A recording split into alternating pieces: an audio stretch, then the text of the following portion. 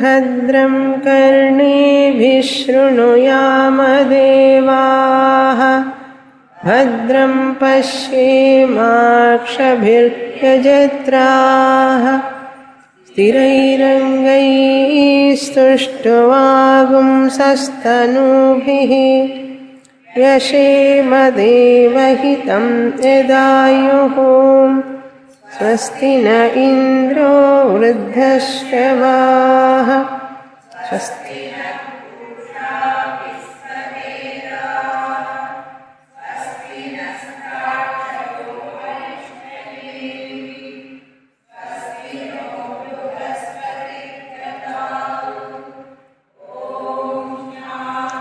శాంతి శాంతి.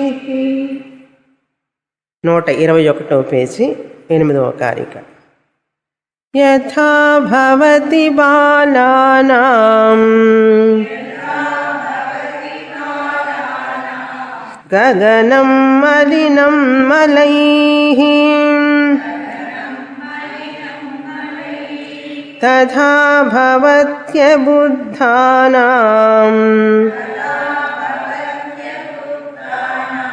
ఆత్మాపి మలినో మలైః.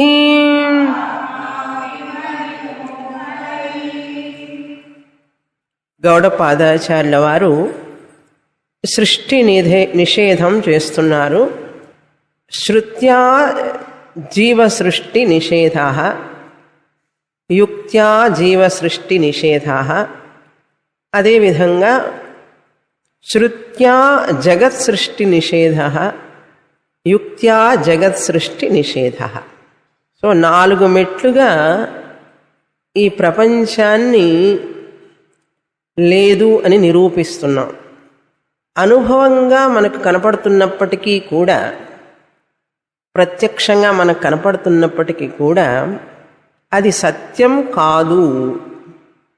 ఎలాగైతే మనకు స్వప్నం కనిపిస్తుంది కానీ సత్యం కాదు, కనుక కనిపించినంత మాత్రాన నువ్వు సత్యం అని అనుకోవద్దు.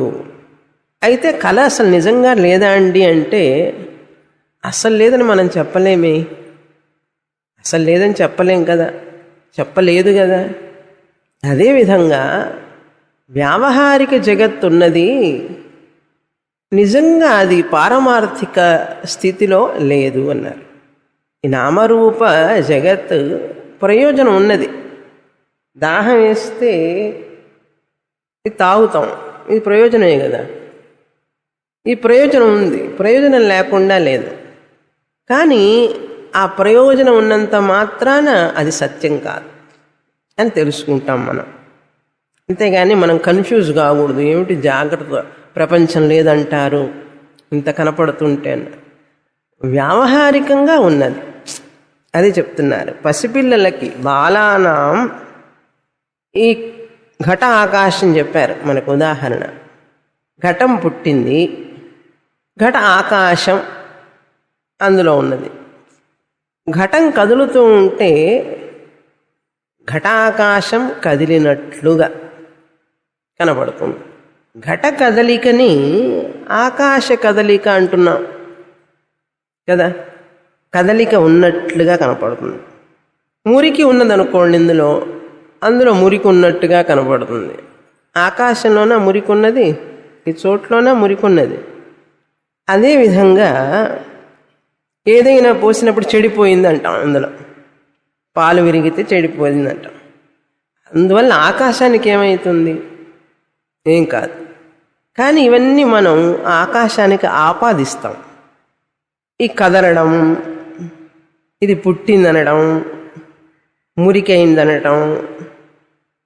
ఆకాశం పోయింది, కుండ పగిలిపోయింది అనుకోండి, ఆకాశం ఏందని పోయిందండి ఆకాశం అన్నాడు. ఆకాశం ఎక్కడికి పోదు, అక్కడే ఉంటుంది.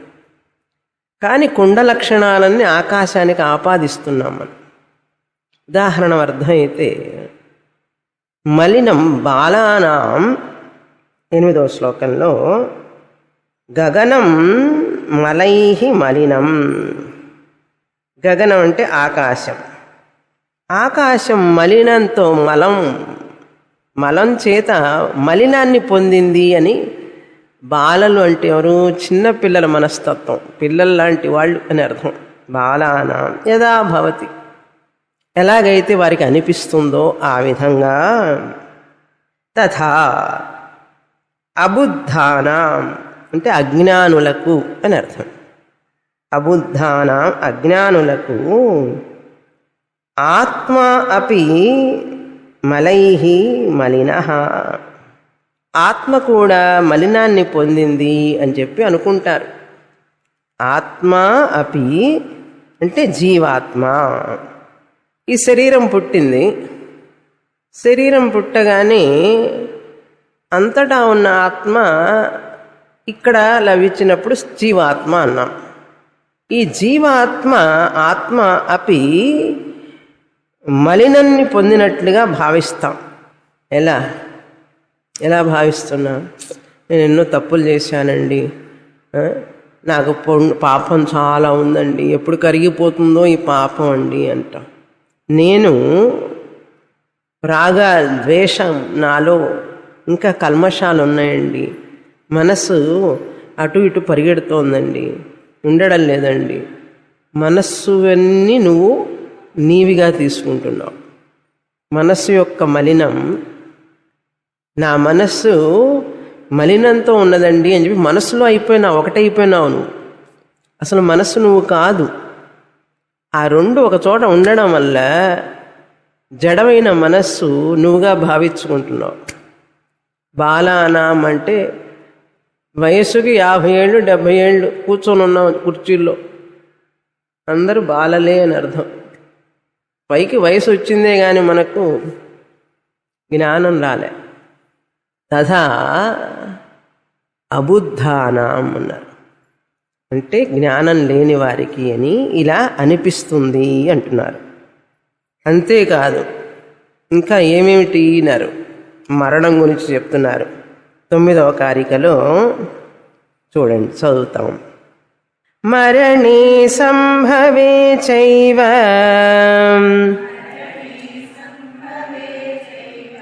గత్యాగమనయోరపి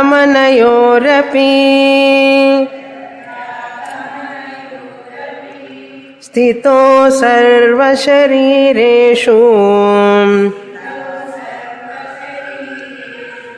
ఆకాశేనా విలక్షణః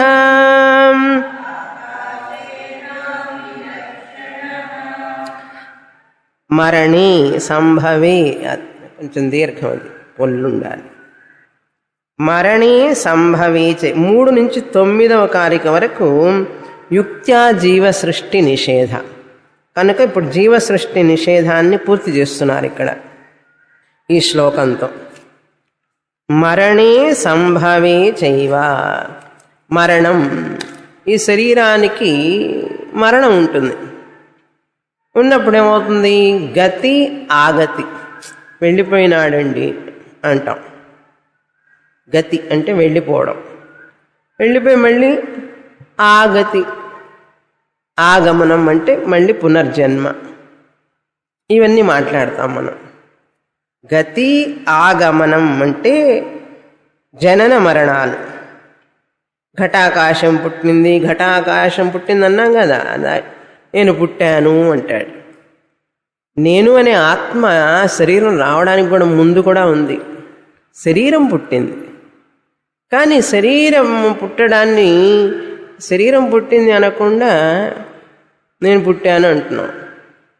అందుకని నీ బర్త్డే చేసుకుంటాం, నా బర్త్డే అంటాడు. శతాభిషేకం చేసుకుంటాం, షష్ఠబ్ద పూర్తి, అన్ని హోమాలు ఎన్ని చేస్తాం.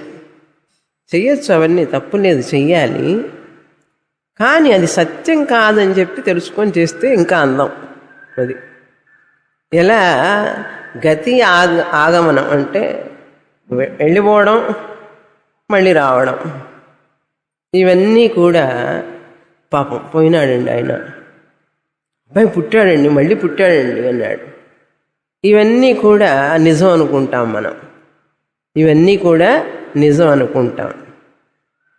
అనుకొని అదే నేను అనుకుంటున్నాం, నాకు పుట్టుకున్నది. అందుకని కొంతమంది లాస్ట్ క్లాస్లో చెప్పినప్పుడు చాలా ప్రశ్నలు వేశారు. ఏమండి ఆత్మ ఎప్పుడూ ఉంటే మరణం లేకపోతే ఆత్మ ప్రయాణించింది, ఆయన ఆత్మ శాంతిగా ఉండాలి, అందరు ప్రార్థన చేస్తారు ఎందుకు అని అడిగారు. ప్రశ్న చాలా సంతోషం. కొంచెం ఆలోచించి ప్రశ్నలు వేస్తున్నారు. ఆత్మ ప్రయాణిస్తుందంటారు కదా, మరి ఏదోదో లోకాలకు వెళ్ళింది అని చెప్తారు కదా, మరి ఆత్మ అంతటా ఉన్నప్పుడు ఎలా ప్రయాణిస్తుంది, ఎవరు అది ప్రయాణించేది అని అడిగారు. ఆత్మకి మరణం లేదన్నారు, ప్రయాణించదన్నారు.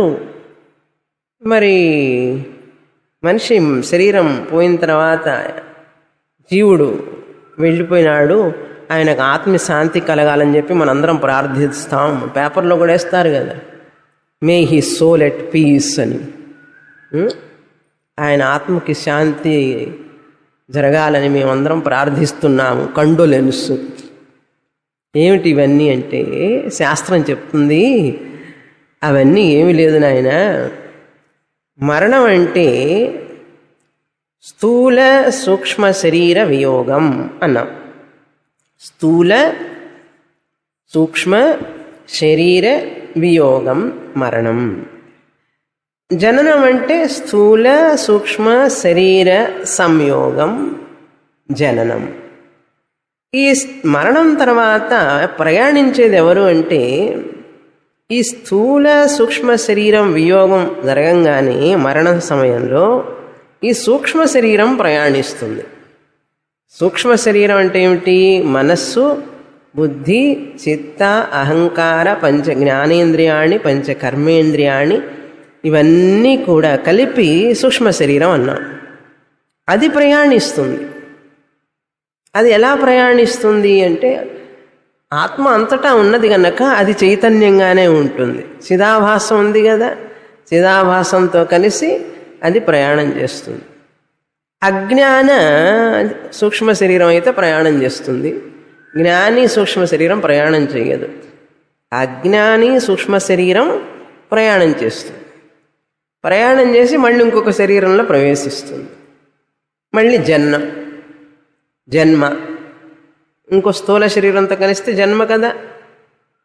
కనుక ప్రయాణించేది సూక్ష్మ శరీరమే కానీ ఆత్మ కాదు. అందుకని జ్ఞానికి ప్రయాణం లేదు, అజ్ఞానికే ప్రయాణం. సూక్ష్మ శరీర ప్రయాణం, జ్ఞానికి ప్రయాణం లేదు. అందుకని గతి ఆగమనయో అపి సర్వశరీరేషు స్థితౌ ఆకాశేన అవిలక్షణః. అన్ని శరీరాల యందు ఉన్నప్పటికీ కూడా సర్వశరీరేషు అన్ని శరీరముల యందు ఈ జనన మరణాలు సంభవ అంటే జననం మొదటిది, జననం మరణేన. ఇది ఔపాధిక ధర్మం అంటారు. పుట్టడం మరణించడం ఔపాధిక ధర్మం. ఆకాశేన అవిలక్షణ. ఈ ఆకాశం చూసారా, ఘటంలో పుట్టిన ఆకాశం, దానికి ఈ ఆత్మకి ఏమీ డిఫరెన్స్ లేదు. అవిలక్షణ అంటే భేదం లేదు అని అర్థం. అవిలక్షణ అంటే జీవాత్మ ఈ కుండలో ఉన్న ఆకాశంతో సమానం అంటున్నారు. అవిలక్షణ అంటే వేరు కాదు. కుండ లాంటి ఆకాశం లాంటి వాడే ఈ జీవాత్మ. ఆత్మ విలక్షణం అంటే వేరు, అవిలక్షణం అంటే సేమ్ అని అర్థం, ఒక్కటే. జీవ చైతన్యం అంటారు. ఆకాశేన అవిలక్షణ. జీవ చైతన్యం ఈ కుండనే శరీరంలో ఆకాశంలాగా మనం భావించుకోవాలి. ఎలాగైతే ఆకాశానికి మరణం లేదు, పుట్టుక లేదు, మురికి లేదు, కదలిక లేదు, కానీ ఆ కదలిక, మురికి, మరణం, జననం అన్నీ కూడా ఎవరివి? ఇక్కడ ఉదాహరణలో కుండకి, దార్ష్టాంతంలో శరీరానికి సూక్ష్మ శరీరానికి. రాగద్వేషాలన్నీ మనసులో ఉన్నాయి, ఆత్మలో లేవు. కానీ నేను అదే కంటికి కనపడదు, అది పెద్ద బాధ. అసలు ఇంత సమస్య అంతా ఎందుకు వచ్చిందయ్యా అంటే అది కంటికి కనపడదు. అందుకే కదా క్లాసు, కంటికి కనపడితే క్లాసే అక్కర్లేదు కదా. సరే, కనుక అవిలక్షణ అన్నారు. జీవాత్మ సిమిలర్ టు ఆకాశ అని అర్థం. కనుక నేను ఎటువంటి వాడిని ఇప్పుడు ఆకాశం లాంటి జీవాత్మ స్వరూపాన్నే కానీ నేను శరీరం కాదు అన్నారు.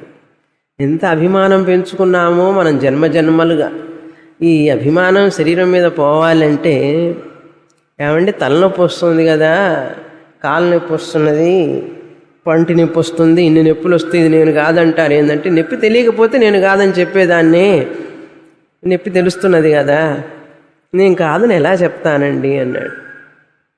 అది దగ్గరగా ఉండడం వల్ల అది నాదేనని భావన మనకు బాగా అలవాటు పడిపోయింది. ఉన్నాయి కానీ అవన్నీ శరీర ధర్మాలు అని తెలుసుకోవాలి. గతి, ఆగమనం ఇవన్నీ కూడా ఆ యొక్క శరీరానికి మాత్రమే అన్నారు. సర్వశరీరేషు అన్నారు. స్థితవు అంటే అందులో ఉండడం. నేను ఉన్నాను అంటున్నారు. ఇప్పుడు ఈ ఉన్నాను అనేది శరీరం.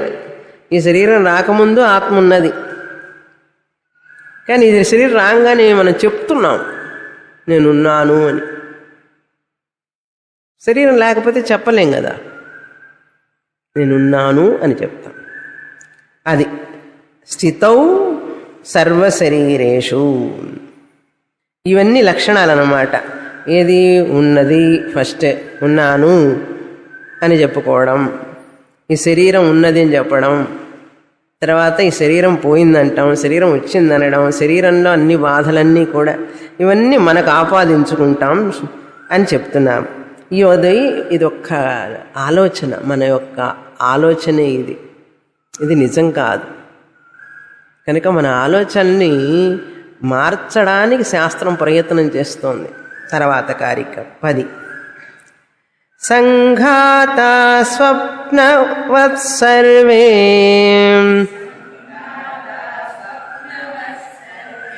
ఆత్మమాయా విసర్జితాః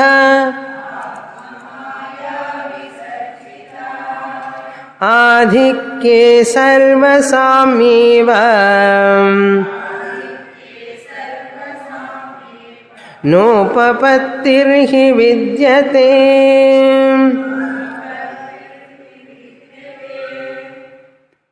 సంఘాతాః, సర్వే సంఘాతాః అంటే అన్ని శరీరాలు అని అర్థం.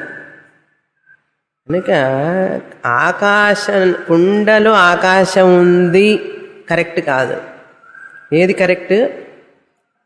ఆకాశంలో అబ్బా నాలో ఆత్మ ఉంది శరీరంలో అనేది కరెక్ట్ కాదు.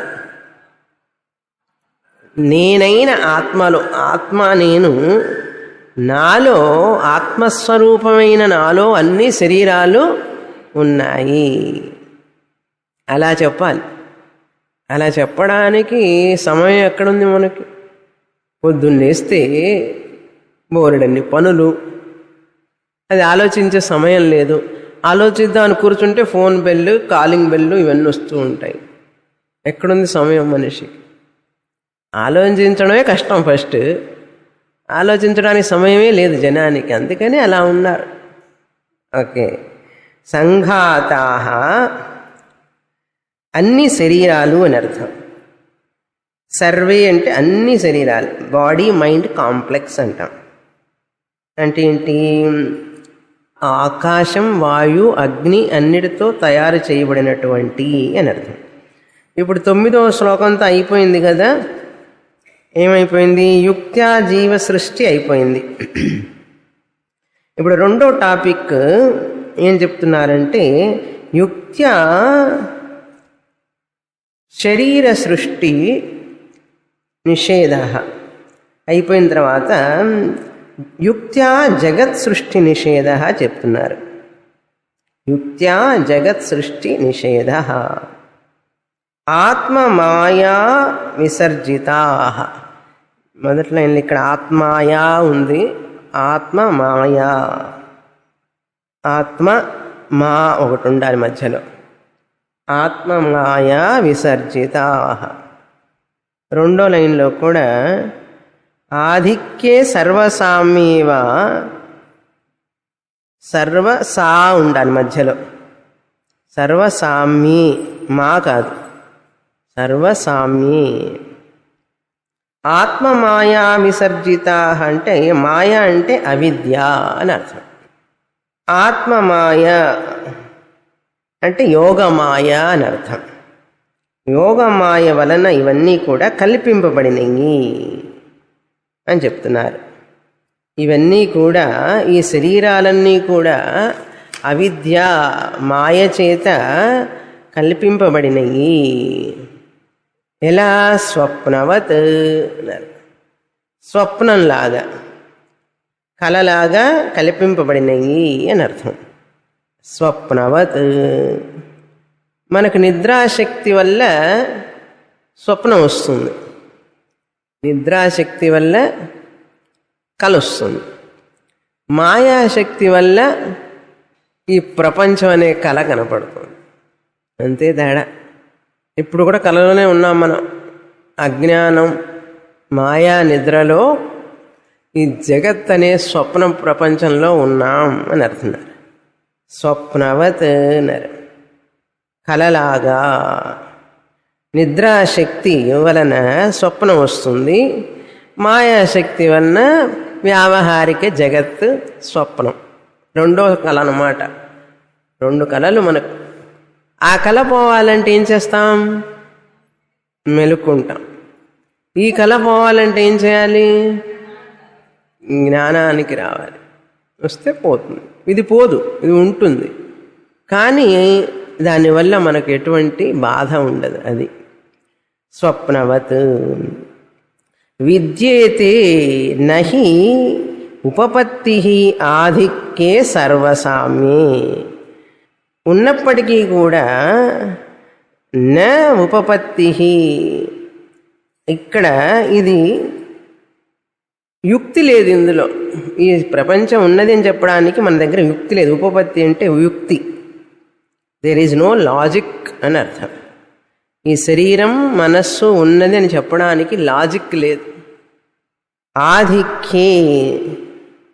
ఆధిక్య అంటే అనేక శరీరాలు ఉన్నాయి కదా. పశు శరీరం, పక్షి శరీరం, మృగ శరీరం, మనుష్య శరీరాలు, ఇవన్నీ కూడా ఈ శరీరాల్లో ఇది గొప్ప, ఇది తక్కువ, ఆధిక్యం అని చెప్పగలవా లాజిక్గా? ఏది ఆధిక్యం, ఏది ఆధిక్యంలో ఉంది, ఏ శరీరం అని చెప్పగలమా? చెప్పలేం. ఆధిక్యేవా సర్వసామ్యేవా. ఈ జీవులు, ఈ శరీరాలన్నీ కూడా ఒకటేనండి అని చెప్పలేవు. ఈ శరీరాలన్నీ ఒకటి గొప్పది, ఒకటి తక్కువ అని చెప్పలేవు. ఏమి చెప్పలేవు. అది చెప్తున్నారు. ఆకాశ దృష్టాంతం చెప్పారు ఇంతవరకు 3 నుంచి 9 దాకా. ఇప్పుడు ఏం దృష్టాంతం చెప్తున్నారు? కళ దృష్టాంతం చెప్తున్నారు.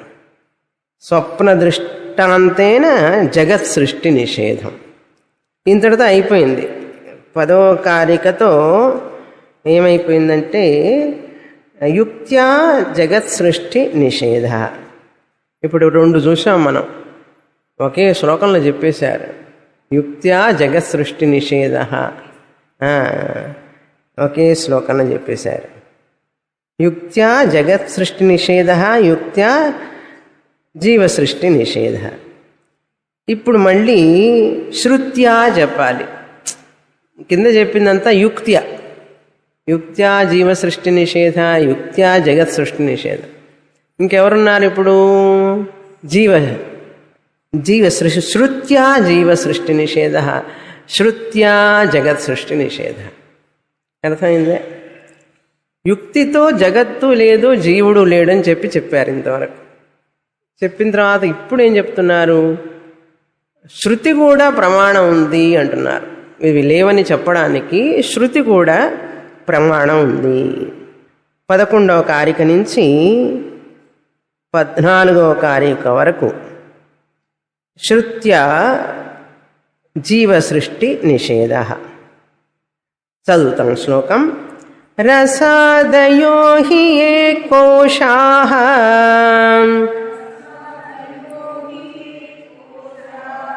వ్యాఖ్యాతాస్తైత్తిరీయకే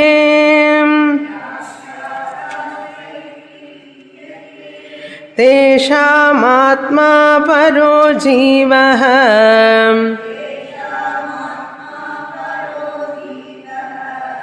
ఖం యథా సంప్రకాశితః.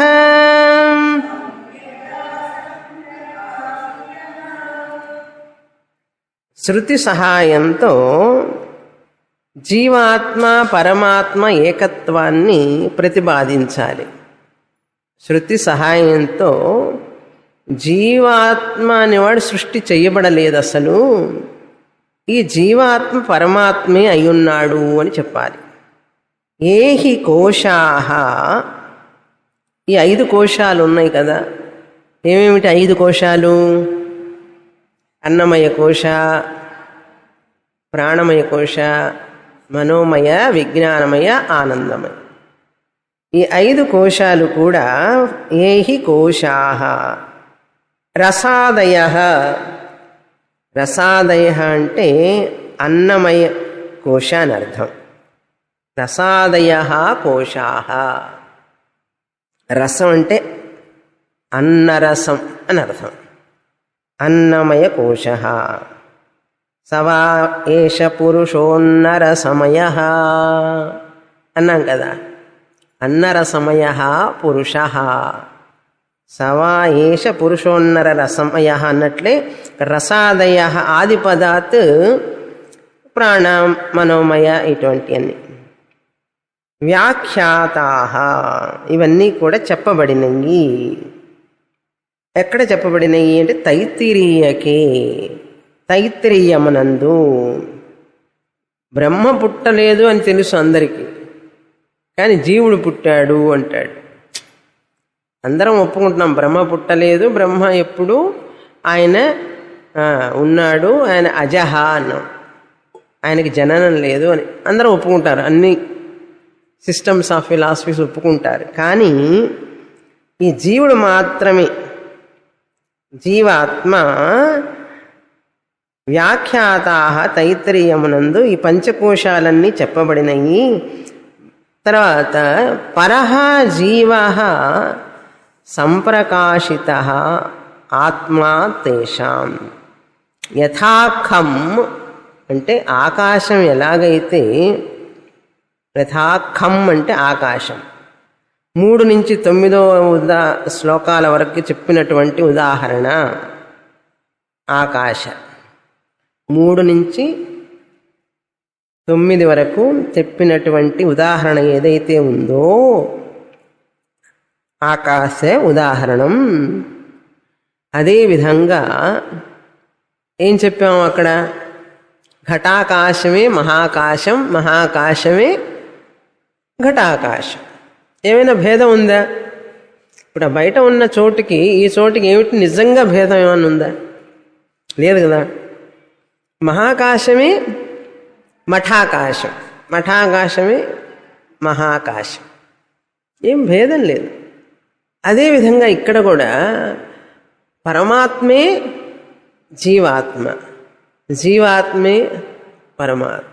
అదే చెప్తున్నారు ఇక్కడ. పరః జీవః అంటే పరమాత్మ, పరమాత్మ సంప్రకాశితః. సంప్రకాశితః అంటే ఈ 5 శరీరాల్లో ఉన్నట్లుగా వ్యక్తమవుతున్నాడు. ఈ 5 శరీరాల ద్వారా వ్యక్తమవుతున్నాడు పరమాత్మ. ఎవరు? నేనే. నేనంటే మళ్ళీ శరీరం మనస్సు తీసుకుంటే ఇంకంతే, ఒక మొట్టికాయ వేసుకుంది శాస్త్రం. సంప్రకాశిత అంటే ఈ బల్బు నుంచి ఎలక్ట్రిసిటీ ప్రకాశిస్తోంది. బల్బు ఎలక్ట్రిసిటీ అవుతుందా?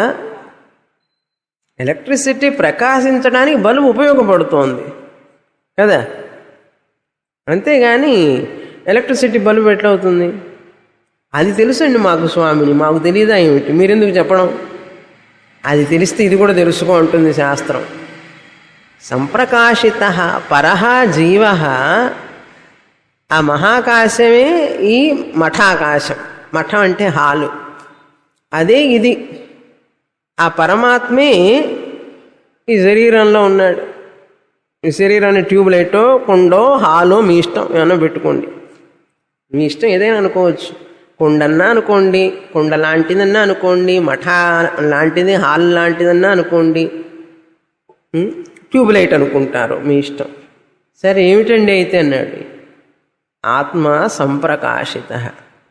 ఎక్కడండి అక్కడ కాంతి వస్తుంది, ఇక్కడ కాంతి రాలేదే అన్నాడు. అన్నీ చూస్తున్నావు కదా, తెలుసుకుంటున్నావు కదా, అదే కాంతి. సంప్రకాశిత ఆత్మ. ఎట్లా? సాక్షి రూపేణ. ఆత్మ అంటే శారీర ఆత్మ, విట్నెస్ కాన్షియస్నెస్ అంటారు. ఆనంద ఆత్మ, బ్రహ్మపుచ్చం ప్రతిష్ఠ.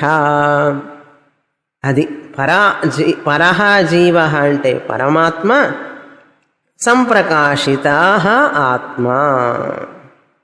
ఆత్మ అంటే కంటెంట్ అని అర్థం. ఈ శరీరంలో కంటెంట్ ఏమిటండి? డబ్బా కంటైనర్ ఏంటి? శరీరం.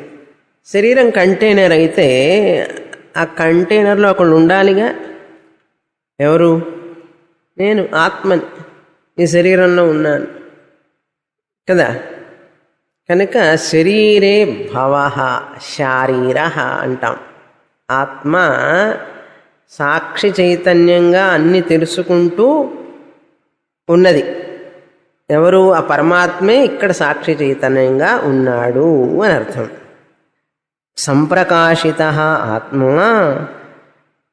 యథా ఖం, ఆకాశంలాగా. జీవాత్మ పరమాత్మ ఐక్యమైపోయింది. చూసారా? కుండ ఆకాశం అర్థమైందా? అది జీవాత్మ పరమాత్మ ఒకటే అని అర్థం. తేషాం, తేషాం అంటే ఆ శరీరాలన్నిటికీ అని అర్థం. ముందు చెప్పారు కదా మొదటి లైన్లో, కోశాహ వ్యాఖ్యాతాహ, ఇవన్నీ కూడా వాటికి కంటెంట్ ఏమిటి అన్నాడు. అందుకే తైత్తిరీయం చదివాం మనం, చూసాం. అందులో ముందు శరీరమే ఆత్మ అంటాం, తర్వాత అది కాదు ప్రాణాత్మ అన్నాం, అది కాదు మళ్ళీ మన ఆత్మ అన్నాం, మళ్ళీ అది కాదు విజ్ఞానాత్మ అన్నాం, అది కాదు ఆనందాత్మ అన్నాం, అది కాదు బ్రహ్మమే పుచ్చం ప్రతిష్ఠ అన్నాం. అదే కంటెంట్. మనం కంటెంట్ని మర్చిపోయి కంటైనర్ను పట్టుకున్నాం. కంటైనర్లో ఎన్ని దోషాలు ఉన్నాయో చూశారు కదా, చూస్తున్నాం కదా.